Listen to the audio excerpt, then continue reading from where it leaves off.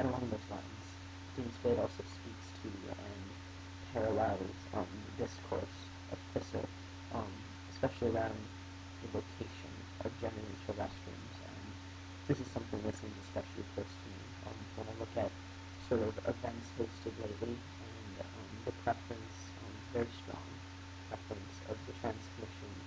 to designate the nearest restrooms, gendered restrooms, gendered men's and women's, to designate those as gender neutral for any event. And this has definitely met with a lot of resistance, especially with events in the past month or so, with permission eventually being granted for gender neutral restrooms, but those having to be, the restrooms up here, on the third floor, or down in the basement, around this corner, and till you touch the door, it looks like it's locked, and then you can get to go through that door, and then you can go over here.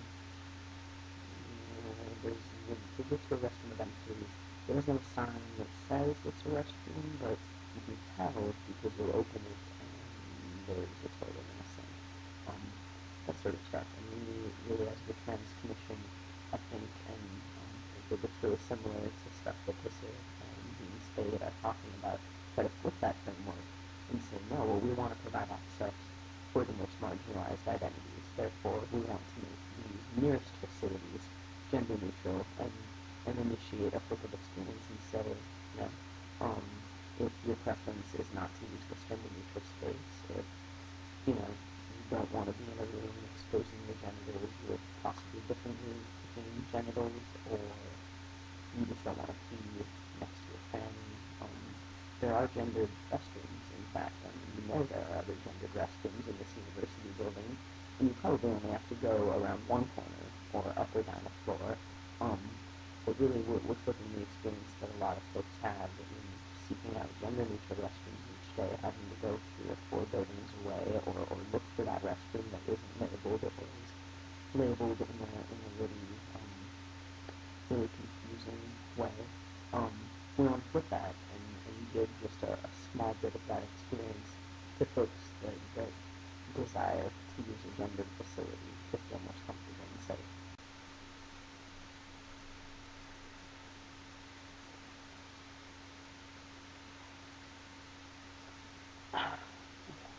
We'll be drawing some Dean Spade back in later, so I'm not going to dwell on him too long. He's great, and I tend to, draw a lot of fighting feelings into a lot of what I say, because I will be the first to admit that maybe a lot of the sometimes really radical sounding things that come out of my mouth that sound really original and amazing are definitely stolen from folks like Dean Spade, another amazing activist in my life. So we're going to move on to another one of those amazing activists, and as promised, I'm going to talk a little bit more about the workshop that I attended with Eli Clare on the 15th, Saturday the 15th of November 2009, and this workshop was titled Stolen Bodies, Reclaimed Bodies.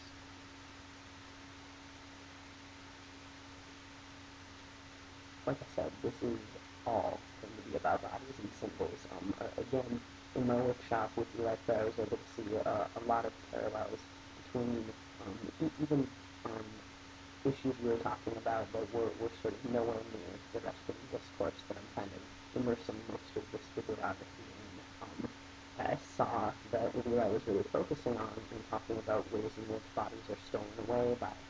media, by diagnoses, by suggestions that certain bodies need to be cured or fixed or are abnormal because of different ability sets, different body shapes and sizes and configurations. But instead, Eli's focus is on barriers. So societal barriers created by interlocking systems of oppression around us, instead of on individual folks being problems, for being different, for transgressing norms, and in some way needing to be changed because they don't fit in to these systems. And on that note, I wanted to do a little talk on terminology, because I feel like I'm still, all out myself, but still being really new to talking about disability studies, and I guess I wanted to kind of, for myself and everyone, do a little clarification of terminology around talking about people with disabilities. So, first, on the topic of barriers, when we talk about a word like handicap, which has in the past and still currently been used as handicapped, to refer to people, we're in fact kind of using this as a misnomer. When we talk about the word handicap, we're in fact referring to a barrier. We're referring to, the fact that Scott Hall, here on our campus, presents a handicap for folks with wheelchairs because there is no access point for them. There is a ramp up to Scott Hall that inevitably just leads you to stairs. I mean, what the fuck? What are you supposed to do? So, we're going to talk instead about a couple of different reframings to use instead of a word like handicap, which indeed is, as we discussed, a bit of a misnomer, using the word to refer to a person instead of the barrier with which they are faced. Instead, we talk a lot about making sure we are always putting people first. When we talk about different ability sets and people with disabilities, we're making sure that we put the person, the human being, the life, and the experiences first. And so I guess I've kind of already summed that up a little bit, but in fact, sort of preferred language to the word handicap is talking about people with disabilities, folks with disabilities, someone experiencing a disability or a handicap, if they are in fact experiencing a handicap, such as the case of Scott Hall. But really sort of the safest terminology that we can fall back on using is talking in terms of different ability sets, and in fact, not even placing the disability on a person, but really acknowledging the ways that we all have different bodies, which we express in different ways, and we encompass different ability sets, whether society would deem us disabled or not. So ability sets, person first. In this way, we can move from